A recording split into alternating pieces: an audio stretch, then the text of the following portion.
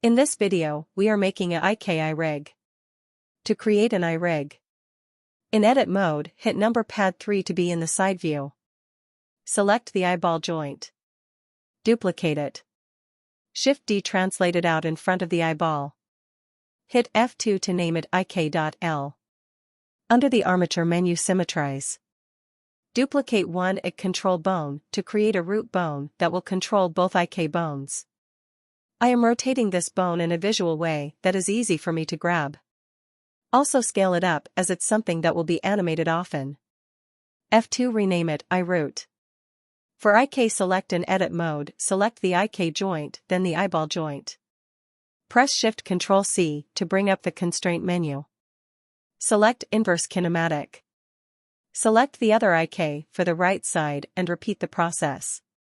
Select IK bone first, then the eyeball joint. Shift Ctrl C, select inverse kinematic. You can see the entire head joints are being pulled in the direction of the IK control bone.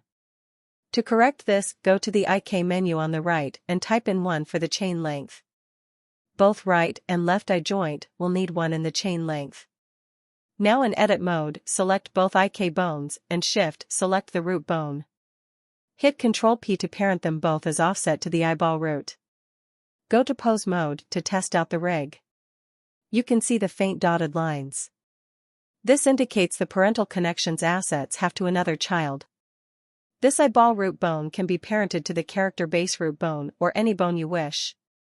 The orientation direction of the eyes will be based off its parent connection. To edit the connections, go to edit mode and to unparent, simply select the bone and press Alt-P and clear the connection. To parent, select the child bone, then the parent bone and hit Ctrl-P. In pose mode, test out the rig setup. Here I have the root parented to nothing. So when the head is rotated, the eyes will stay in place and not move with his head. This is only good if you want his eyes to be tracking an object. Most of the time I would parent the eye root to his head or body root bone so that his eye rig won't be left behind in space for ease of animation. I thought I would also show you how to use the bone collection. I just discovered it. Under the armature menu, go to Bone Collection and hit the plus to create a new collection.